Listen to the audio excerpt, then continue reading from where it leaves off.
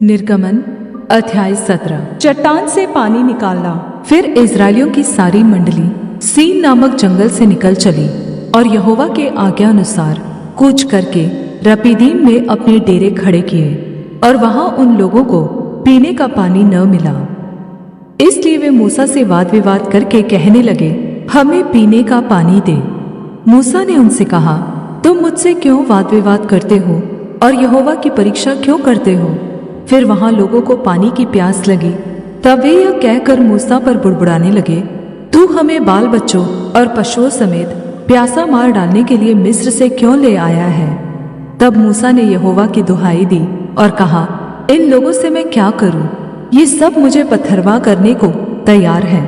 यहोवा ने मूसा से कहा, इस्राएल के वृद्ध लोगों में से कुछ को अपने साथ ले ले, और जिस लाठी से तूने नील नदी पर मारा था उसे अपने हाथ में लेकर लोगों के आगे बढ़ चल। देख, मैं तेरे आगे चलकर होरे पहाड़ की एक चट्टान पर खड़ा रहूंगा, और तू उस चट्टान पर मारना, तब उसमें से पानी निकलेगा जिससे ये लोग पिए। तब मूसा ने इस्राएल के वृद्ध लोगों के देखते वैसा ही किया, और मूसा ने उस स्थान का नाम मस्सा और मरीबा रखा, क्योंकि इस्राएलियों ने वहां वाद विवाद किया था और यहोवा की परीक्षा यह कहकर की, क्या यहोवा हमारे बीच है या नहीं? अमालेकियों पर विजय। तब अमालेकी आकर रपीदीम में इस्राएलियों से लड़ने लगे। तब मूसा ने यहोशू से कहा, हमारे लिए कई एक पुरुषों को चुनकर छांट ले और बाहर जाकर अमालेकियों से लड़, और मैं कल परमेश्वर की लाठी हाथ में लिए हुए पहाड़ी की चोटी पर खड़ा रहूंगा। मूसा की इस आज्ञा के अनुसार यहोशू अमालेकियों से लड़ने लगा, और मूसा, हारून और हूर पहाड़ी की चोटी पर चढ़ गए। और जब तक मूसा अपना हाथ उठाए रहता था तब तक तो इस्राएल प्रबल होता था, परंतु जब जब वह उसे नीचे करता तब तब अमालेक प्रबल होता था। और जब मूसा के हाथ भर गए तब उन्होंने एक पत्थर लेकर मूसा के नीचे रख दिया, और वह उस पर बैठ गया, और हारून और हूर एक एक ओर में उसके हाथों को संभाले रहे, और उसके हाथ सूर्यास्त तक स्थिर रहे। और यहोशू ने अनुचरों समेत अमालेकियों को तलवार के बल से हरा दिया। तब यहोवा ने मूसा से कहा, स्मरणार्थ इस बात को पुस्तक में लिख ले, और यहोशू को सुना दे कि मैं आकाश के नीचे से अमालेक का स्मरण भी पूरी रीति से मिटा डालूंगा। तब मूसा ने एक वेदी बनाकर उसका नाम यहोवा निस्सी रखा, और कहा, यहोवा ने शपथ खाई है कि यहोवा अमालेकियों से पीढ़ियों तक लड़ाई करता रहेगा। निर्गमन अध्याय 18। मूसा का अपने ससुर से भेंट करना। जब मूसा के ससुर मिद्यान के याजक यित्रो ने यह सुना कि परमेश्वर ने मूसा और अपनी प्रजा इस्राएल के लिए क्या क्या किया है, अर्थात यह कि किस रीति से यहोवा इस्राएलियों को मिस्र से निकाल ले आया, तब मूसा के ससुर यित्रो मूसा की पत्नी सिपोरा को, जो पहले अपने पिता के घर भेज दी गई थी, और उसके दोनों बेटों को भी ले आया। इनमें से एक का नाम मूसा ने यह कहकर गेर्शोम रखा था, मैं अन्य देश में परदेशी हुआ हूँ, और दूसरे का नाम उसने यह कहकर एलीएजर रखा, मेरे पिता के परमेश्वर ने मेरा सहायक होकर मुझे फिरौन की तलवार से बचाया।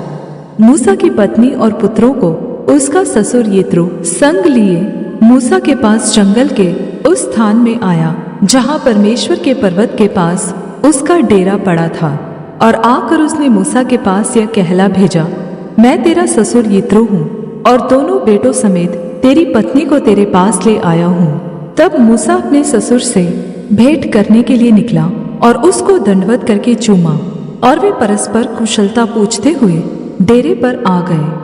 वहां मूसा ने अपने ससुर से वर्णन किया कि यहोवा ने इस्राएलियों के निमित्त फिरौन और मिस्रियों से क्या क्या किया, और इस्राएलियों ने मार्ग में क्या क्या कष्ट उठाया, फिर यहोवा उन्हें कैसे कैसे छुड़ाता आया है। तब यित्रो ने उस समस्त भलाई के कारण जो यहोवा ने इस्राएलियों के साथ की थी कि उन्हें मिस्रियों के वश से छुड़ाया था, मगन होकर कहा, धन्य है यहोवा जिसने तुमको फिरौन और मिस्रियों के वश से छुड़ाया, जिसने तुम लोगों को मिस्रियों की मुट्ठी में से छुड़ाया है। अब मैंने जान लिया है कि यहोवा सब देवताओं से बड़ा है, वरन उस विषय में भी जिसमें उन्होंने इस्राएलियों के साथ अहंकारपूर्ण व्यवहार किया था। तब मूसा के ससुर यित्रो ने परमेश्वर के लिए होम बलि और मेल बलि चढ़ाए, और हारून इस्राएलियों के सब पुरनियों समेत मूसा के ससुर यित्रो के संग परमेश्वर के आगे भोजन करने को आया। मूसा को उसके ससुर की सलाह। दूसरे दिन मूसा लोगों का न्याय करने को बैठा, और भोर से सांझ तक लोग मूसा के आसपास खड़े रहे। यह देखकर कि मूसा लोगों के लिए क्या क्या करता है, उसके ससुर ने कहा, यह क्या काम है जो तू लोगों के लिए करता है? क्या कारण है कि तू अकेला बैठा रहता है और लोग भोर से सांझ तक तेरे आसपास खड़े रहते हैं? मूसा ने अपने ससुर से कहा, इसका कारण यह है कि लोग मेरे पास परमेश्वर से पूछने आते हैं। जब जब उनका कोई मुकदमा होता है, तब तब वे मेरे पास आते हैं, और मैं उनके बीच न्याय करता और परमेश्वर की विधि और व्यवस्था उन्हें समझाता हूँ। मूसा के ससुर ने उससे कहा, जो काम तू करता है वह अच्छा नहीं, और इससे तू क्या, वरन ये लोग भी जो तेरे संग है निश्चय थक जाएंगे, क्योंकि यह काम तेरे लिए बहुत भारी है। तू इसे अकेला नहीं कर सकता। इसलिए अब मेरी सुन ले, मैं तुझको सम्मति देता हूँ, और परमेश्वर तेरे संग रहे। तू तो इन लोगों के लिए परमेश्वर के सम्मुख जाया कर, और इनके मुकदमों को परमेश्वर के पास तू पहुँचा दिया कर। इन्हें विधि और व्यवस्था प्रकट कर करके जिस मार्ग पर इन्हें चलना और जो जो काम इन्हें करना हो वह इनको समझा दिया कर। फिर तू इन सब लोगों में से ऐसे पुरुषों को छांट ले जो गुणी और परमेश्वर का भय मानने वाले, सच्चे और अन्याय के लाभ से घृणा करने वाले हो, और उनको 1000-1000, 100-100, 50-50 और 10-10 मनुष्यों पर प्रधान नियुक्त कर दे, और वे सब समय इन लोगों का न्याय किया करे, और सब बड़े बड़े मुकदमों को तो तेरे पास ले आया करे, और छोटे छोटे मुकदमों का न्याय आप ही किया करे। तब तेरा बोझ हल्का होगा, क्योंकि इस बोझ को वे भी तेरे साथ उठाएंगे।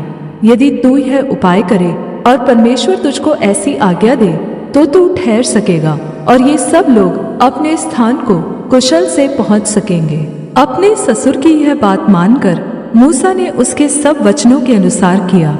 अतः उसने सब इस्राएलियों में से गुणी पुरुष चुनकर उन्हें 1000-1000, 100-100, 50-50, 10-10 लोगों के ऊपर प्रधान ठहराया, और वे सब लोगों का न्याय करने लगे। जो मुकदमा कठिन होता उसे तो वे मूसा के पास ले आते थे, और सब छोटे मुकदमों का न्याय वे आप ही किया करते थे। तब मूसा ने अपने ससुर को विदा किया, और उसने अपने देश का मार्ग लिया।